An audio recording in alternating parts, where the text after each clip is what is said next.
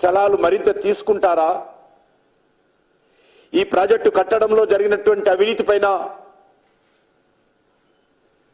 Congress party ప్రభుత్వము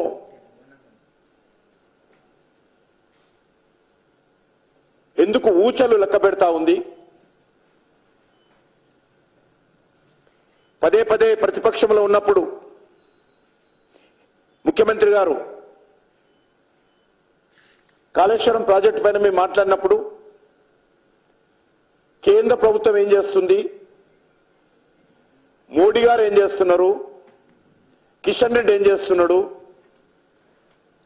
అని పదే పదే రేవంత్ రెడ్డి గారు మాట్లాడారు. మరి ఈరోజు రాష్ట్ర ప్రభుత్వ వైఖరి ఏంటో చెప్పాల్సినటువంటి అవసరం ఉంది. ఆ రోజు మేము కేసీఆర్ని అడిగినప్పటికీ కూడా ఆయన సిబిఐకి అంగీకరించలేదు. చట్టం చేయడం జరిగింది. సిబిఐ రాష్ట్ర ప్రభుత్వ అనుమతి లేకుండా తెలంగాణకు సంబంధించినటువంటి ప్రభుత్వ ప్రాజెక్టుల మీద దర్యాప్తు చేయకూడదనేటువంటి యాక్ట్ను తెలంగాణ ప్రభుత్వము కేసీఆర్ ప్రభుత్వం ఆ రోజు ముందుకు తీసుకురావడం జరిగింది.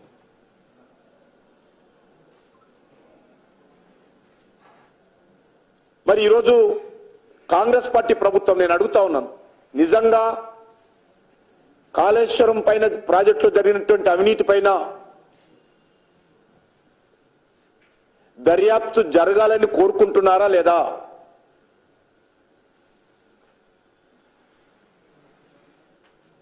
దోషులకు శిక్ష పడాలని కోరుకుంటున్నారా లేదా? లేక కాంగ్రెస్ పార్టీ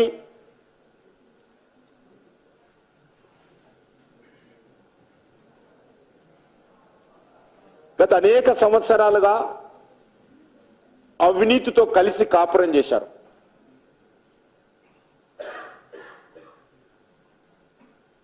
అవినీతికి కాంగ్రెస్ పార్టీకి విడుదలైనటువంటి బంధం ఉంది. స్వాతంత్రం వచ్చినప్పటి నుంచి ఇప్పటి వరకు ఈ రాష్ట్రంలో, ఈ దేశంలో అధికారంలో ఉన్నప్పుడల్లా కాంగ్రెస్ పార్టీ పెద్ద ఎత్తున ప్రజాధనాన్ని దోపిడీ చేసిన విషయం మనకు తెలుసు. కాబట్టే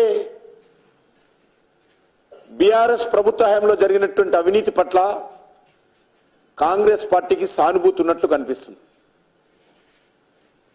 మీరు చేసినా మేం చేసినా మన ఇద్దరం దోపిడీదారులమే,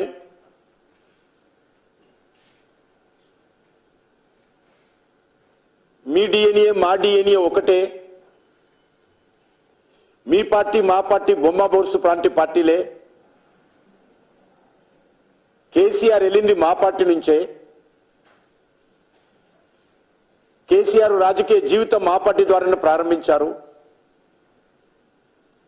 కేసీఆర్ మా పార్టీతో పొత్తు పెట్టుకొని కేంద్రంలో మంత్రి అయ్యాడు, రాష్ట్రంలో మంత్రులు అయ్యారు. కాబట్టి మనం వేరువేరు కాదు, మనమిద్దరము దగ్గరి మిత్రులము అనే విధంగా ఈరోజు Congress party, BRS party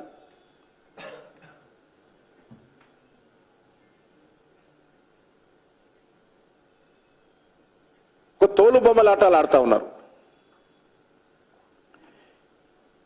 retired జడ్జితో న్యాయ విచారణ మేము చేస్తామని చెప్పారు.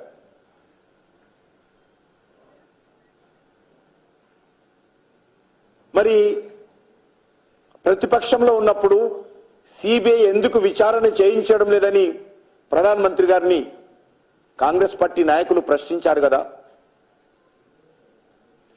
ఈరోజు ఎందుకు సిబిఐకి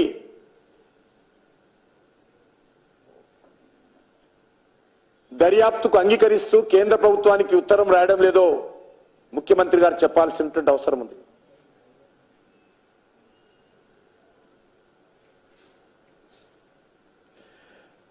కాళేశ్వరం ప్రాజెక్టు ఇప్పుడు రోజు కళగా మారిపోయింది.